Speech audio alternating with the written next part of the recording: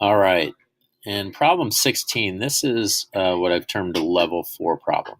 So it's similar to level 3 in a number of ways, except there's certain information that is not provided. Um, and you have to solve for before you continue with the problem. So one of those things, well, first we're going to start like we normally start. What are we solving for? We're solving for the force of air, the air resistance. What are we given? We're given a mass, acceleration. We draw a diagram. We have our weight going down, our air resistance going up. This is similar to problem 12 in that it's me jumping out of an airplane. Free body diagram looks the same. I do have different numbers in this problem. Now the difference here is in number 12, I gave you the mass and the weight. In this problem, I don't give you the weight, I just give you the mass. Well, I can solve for the weight by taking mass times gravity. 80 times 9.8 is 796 newtons. You see that note at the bottom, which basically states what I said. Notice that f of g equals mg looks the same as almost identical to f equals ma.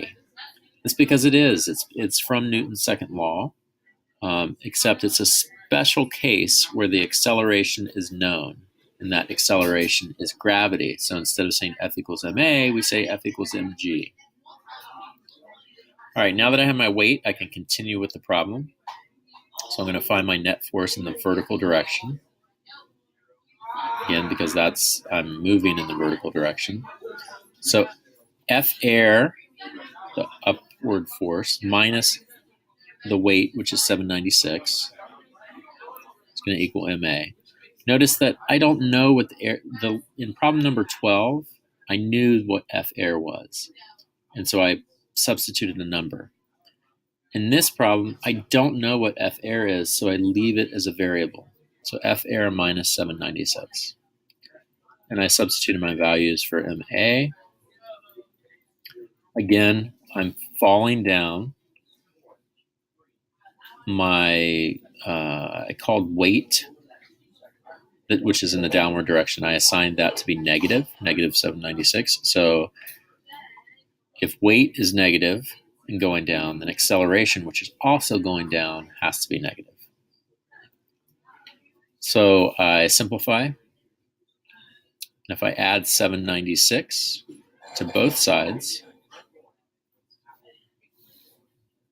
I'll see that the force of air resistance is equal to 476 newtons.